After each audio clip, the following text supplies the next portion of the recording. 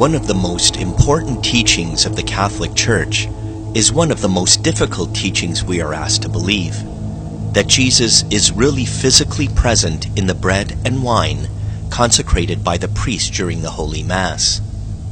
In fact, even some priests through the ages have struggled with this Catholic belief. But God recognizes that many of us need help to believe, and from time to time has provided for us clear proof, miracles, to help us with our faith in the real presence of His Son in the Eucharist. Some of these miracles have happened long ago. Some have happened in recent times. One of these is a Eucharistic miracle that took place in 1996 in a church in Buenos Aires, Argentina, in the Diocese of Auxiliary Bishop Jorge Mario Bergoglio, who would become our current Pope Francis. This is what happened.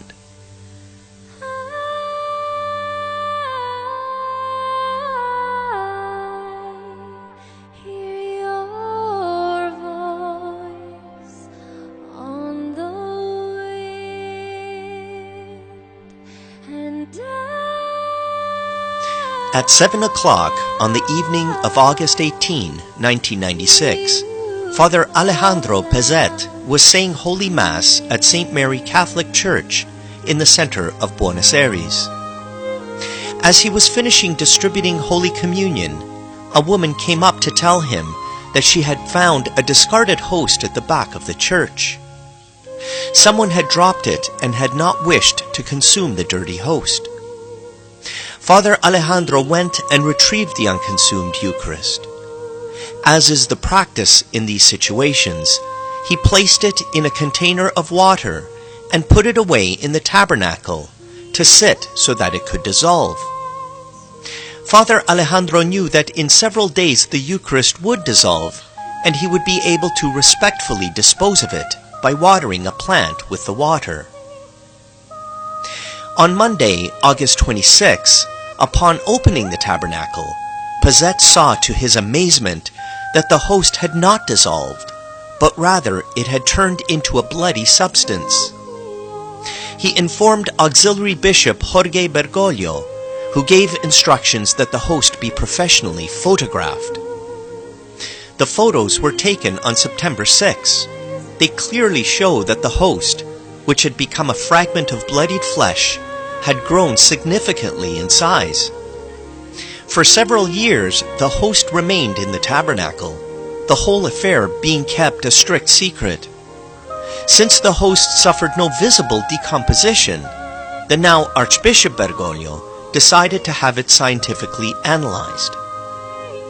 On October 5, 1999, in the presence of the Archbishop's representatives, Professor Dr. Ricardo Castañón, a neuropsychophysiologist, was given permission to take a sample of the bloody fragment for testing, and he brought it to New York for analysis. Since he did not wish to prejudice the study, he purposely did not inform the team of scientists of where the sample came from. One of these scientists was Dr. Frederick Zugaba, the well-known cardiologist and forensic pathologist. Zugaba determined that the analyzed substance was real flesh and blood containing human DNA. As he looked down at his microscope, he said, "I can tell you exactly what this is. This flesh is part of the muscle of the heart found in the wall of the left ventricle. It's the muscle that gives the heart its beat and the body its life. I can see infiltrated through this tissue white blood cells, and that tells me two things. That this heart was alive at the moment that this sample was taken, because white blood cells die outside of a living organism. And also, these white blood cells go to address injury, so this heart has suffered. This is the sort of thing I see in patients that have been beaten about the chest." Two Australians, journalist Mike Willesee and lawyer Ron Tesorero, involved in the investigations, also witnessed these tests. Knowing where the sample had come from, they were dumbfounded by Dr. Zugaba's testimony. Mike Willesee asked the scientist how long the white blood cells would have remained alive if they had come from a piece of human tissue which had been kept in water. They would have ceased to exist in a matter of minutes, Dr. Zugaba replied. The journalist then told the doctor that the source of the sample had first been kept in ordinary water for a month, and then for another 3 years in a container of distilled water. Only then had the sample been taken for analysis. Dr. Zugaba was at a loss to account for this fact. There was no way of explaining it scientifically, he stated. Only then did Mike Willesee inform Dr. Zugaba that the analyzed sample came from a consecrated host, white, unleavened bread, that had mysteriously turned into bloody human flesh. Amazed by this information, Dr. Zugaba replied, "How and why a consecrated host would change its character and become living human flesh and blood will remain an inexplicable mystery to science, a mystery totally beyond her competence."